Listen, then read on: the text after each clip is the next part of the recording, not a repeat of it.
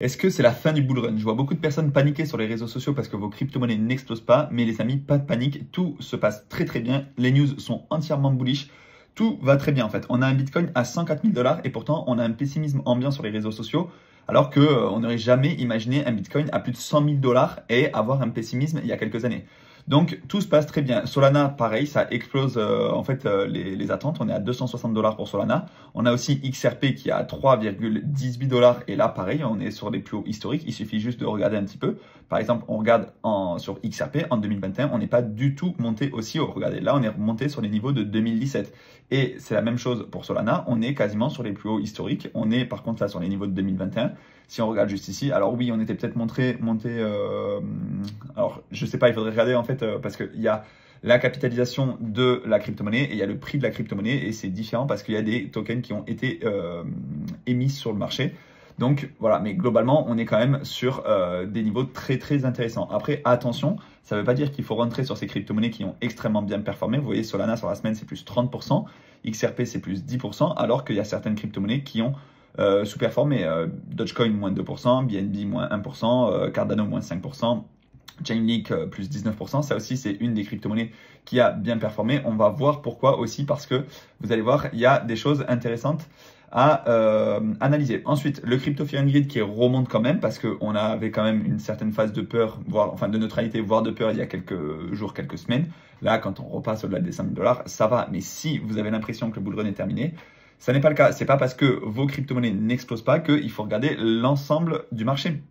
C'est pas parce que vous n'avez pas sélectionné les bonnes crypto-monnaies que votre bague ne va pas exploser. En fait, là, tout se passe comme prévu.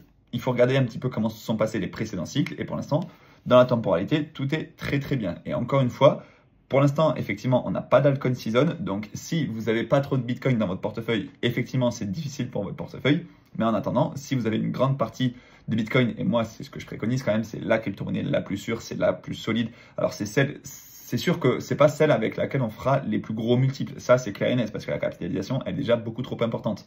Mais au moins, il y a moins de volatilité et au moins, on est sûr que sur les 5, 10, 15 prochaines années, c'est une crypto-monnaie que je peux revendre à un prix plus élevé que le moment où je l'ai acheté. Alors que sur les altcoins, c'est pas forcément le cas. Peut-être qu'on achète le top à certains moments.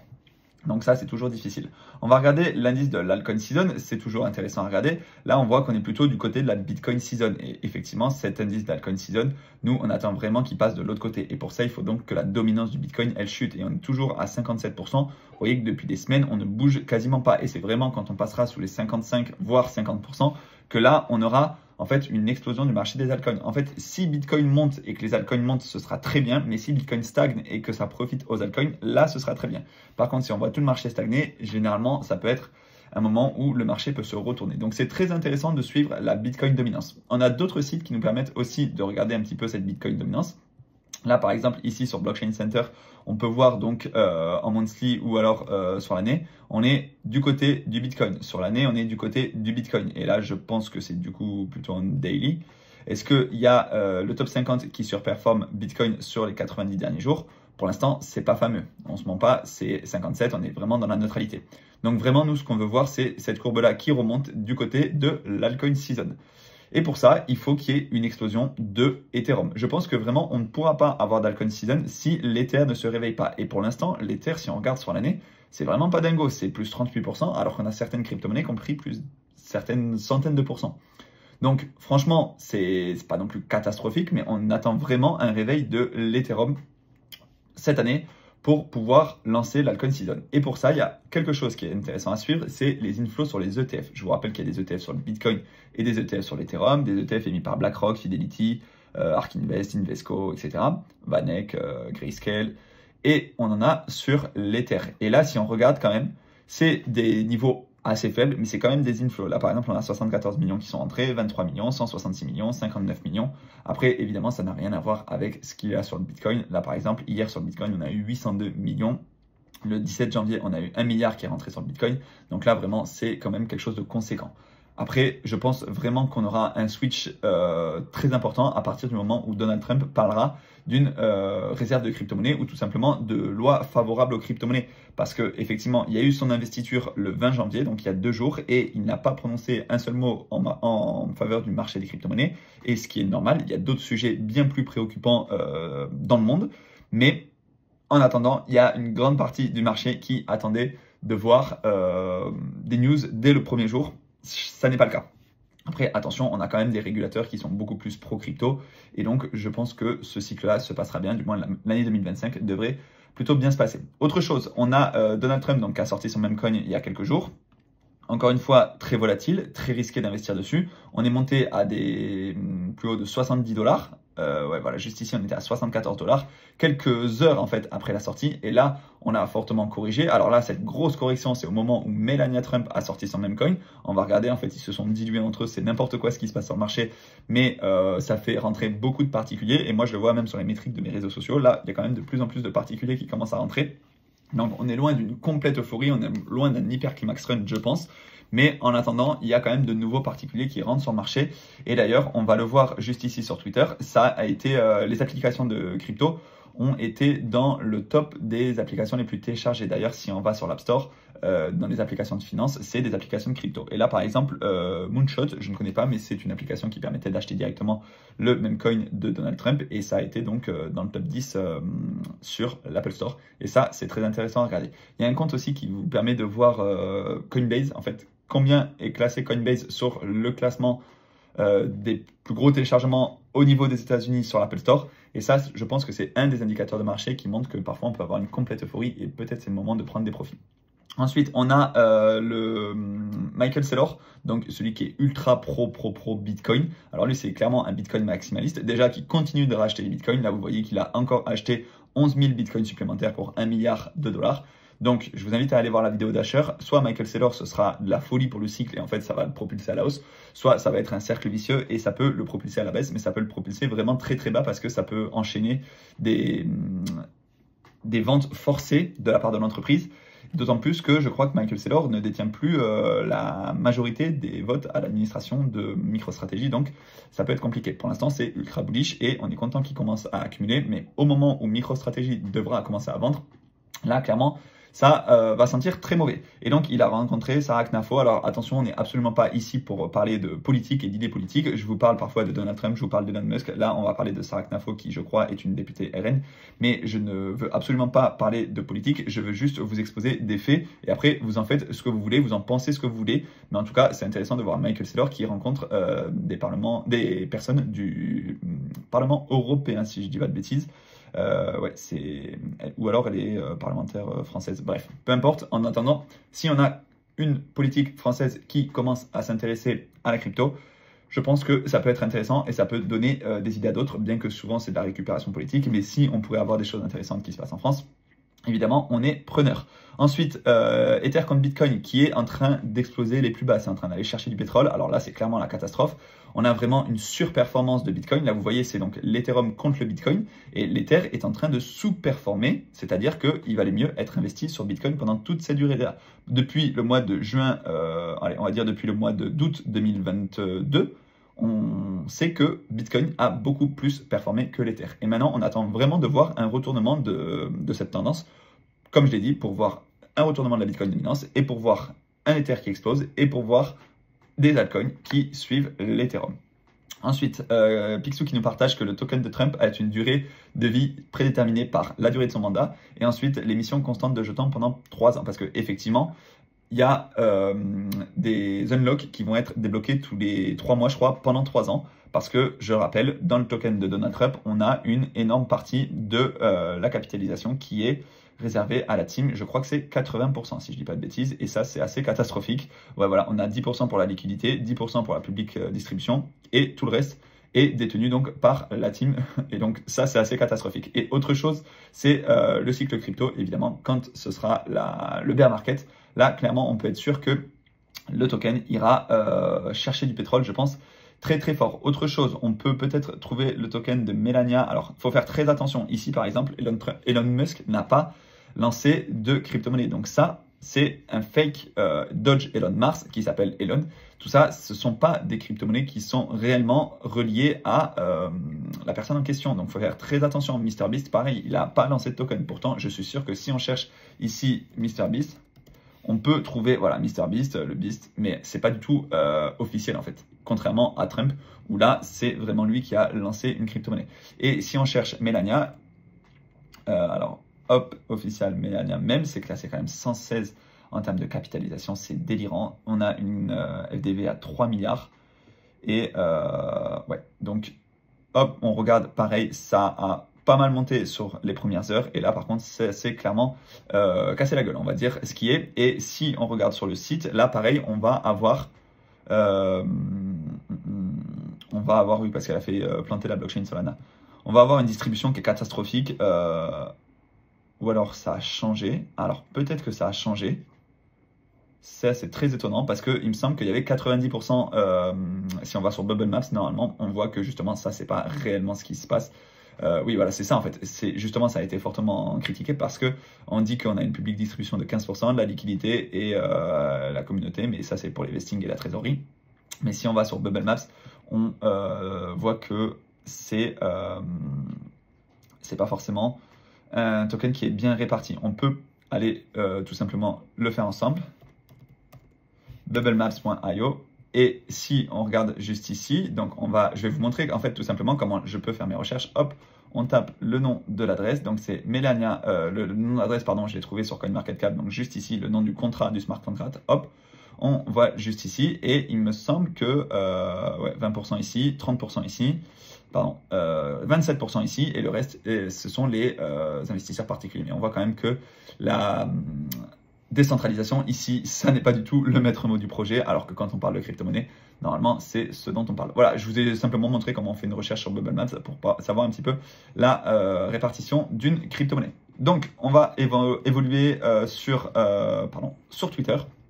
Donc, encore une fois, les tokens donc, de Donald Trump et de Melania Trump ont été listés sur la plupart des plateformes d'échange. Vous l'avez tout simplement, hop, juste ici, on va dans le marché, vous voyez que c'est listé sur BitGet, sur Kraken, sur KuCoin, etc. Alors celui de Melania, il n'est pas listé sur Binance, mais celui de Trump, je crois qu'il est listé sur Binance.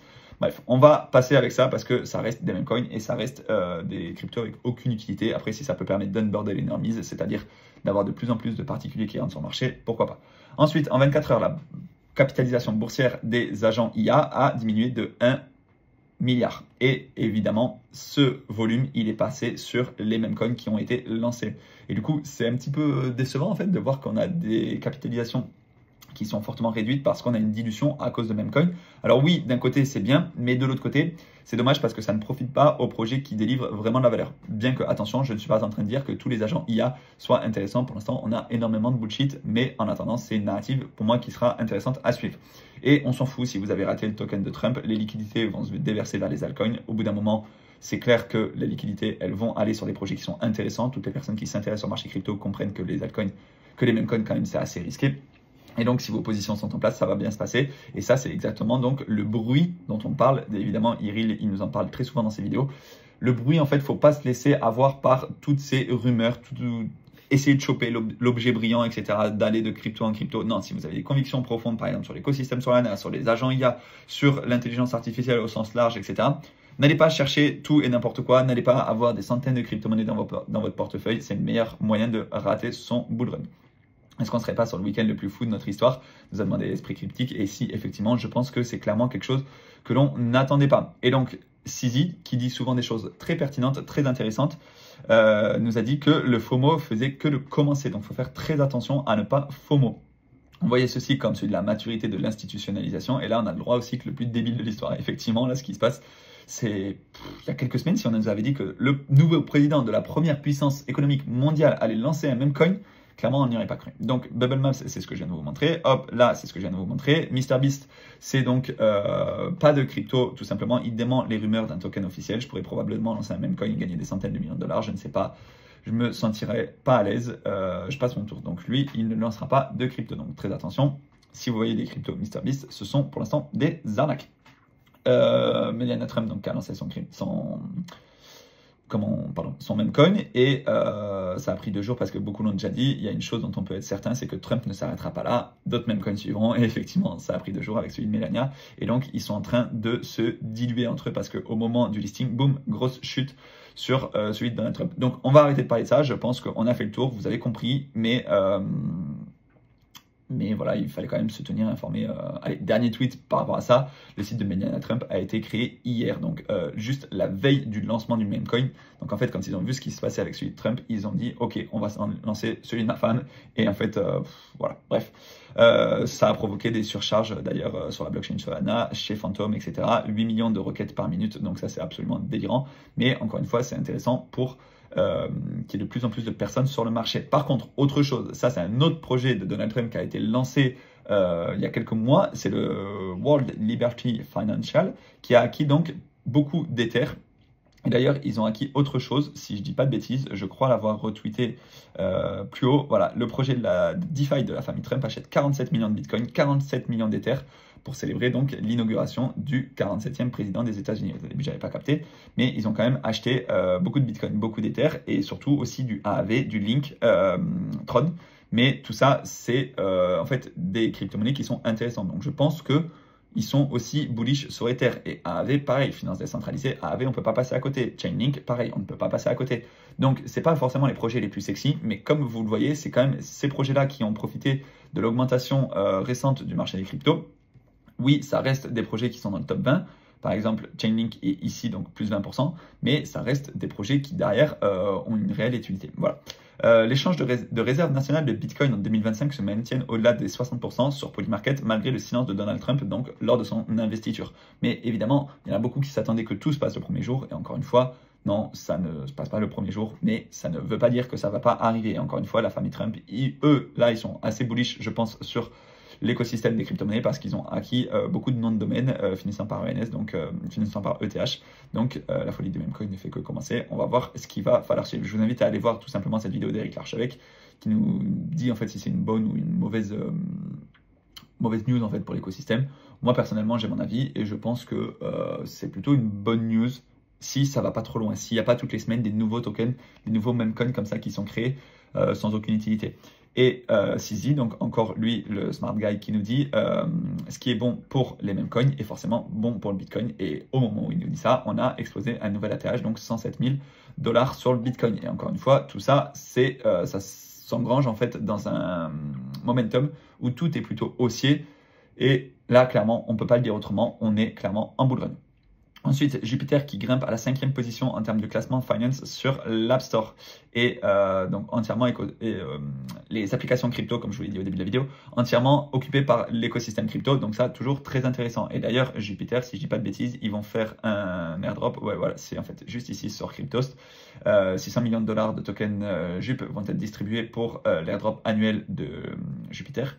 Et donc, ceux qui peuvent en profiter, c'est les traders actifs et les stakers et participants à la gouvernance. Voilà, donc si vous êtes concerné, je pense que vous le savez. On va finir donc avec Vitalik Buterin, qui donc le cofondateur d'Ethereum, qui dit que la fondation Ethereum alloue 50 000 Ether pour participer à des activités de la DeFi. Donc encore une fois, tout ça, ça va se retrouver sur AAV si je dis pas de bêtises et ça peut profiter fortement à la crypto AAV si vous en avez, mais vous pouvez vous exposer à AAV sans forcément être exposé clairement à la DeFi, juste pour profiter de l'augmentation de cet écosystème et d'un point de vue spéculatif, ça peut être intéressant.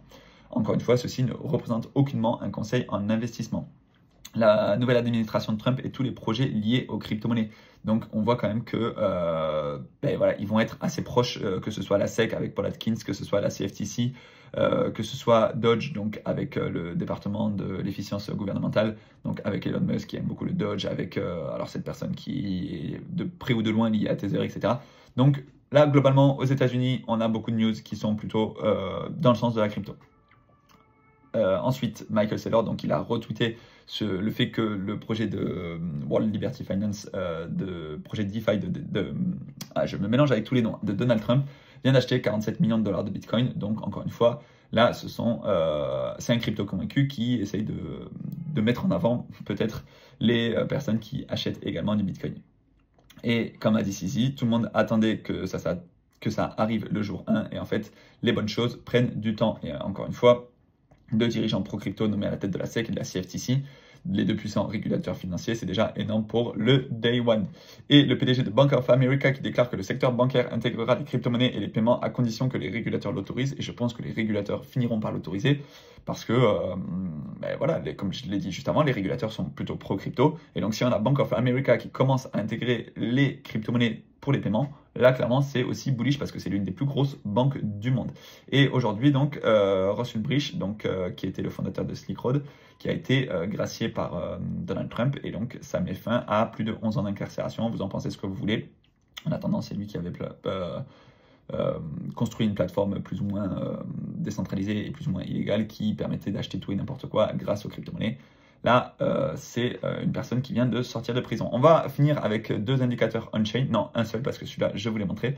Le MV-RV Score, comme je vous l'avais dit plusieurs fois, dès qu'on s'approche de cette zone rouge, on est dans une phase de surchauffe. Et là, on voit, vous voyez que là, hop, ici, top de marché. Ici, hop, top de marché. Ici, top de marché. Et là, la courbe orange, elle est quand même assez loin. Alors, ça ne veut pas dire qu'il faut attendre les 7-8 pour commencer à prendre des profits. Mais on voit quand même qu'on est loin d'une phase de surchauffe. Et il y a d'autres indicateurs à regarder.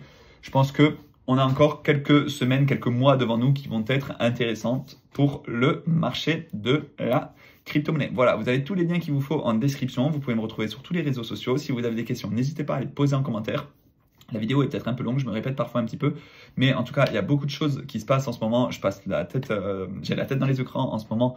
C'est assez hallucinant, c'est assez fatigant, mais c'est une opportunité à saisir. Ça n'arrive pas tous les ans en fait. C'est justement tous les 4 ans le bull run et c'est une période assez intense, assez courte. Mais généralement, on a 3 ans de dur labeur, de bear market, de phase d'accumulation, etc. pour une période très courte, mais c'est là où on fait les meilleurs gains. En fait, c'est un peu le principe de Pareto, 80-20. Dans 80% du temps, ça va être 20% des gains, mais pendant 20% du temps, ça va être 80% des gains. Et ce principe de Pareto, il se retrouve un petit peu partout. Donc là, ne dormez pas en 2025 sur le marché des cryptos. Vous avez tous les liens en description pour ouvrir les comptes avec des liens d'affiliation. Donc, c'est toujours des frais réduits ou des bonus d'ouverture. Et on se dit à très bientôt dans une prochaine vidéo. Prenez soin de vos investissements. Allez, ciao!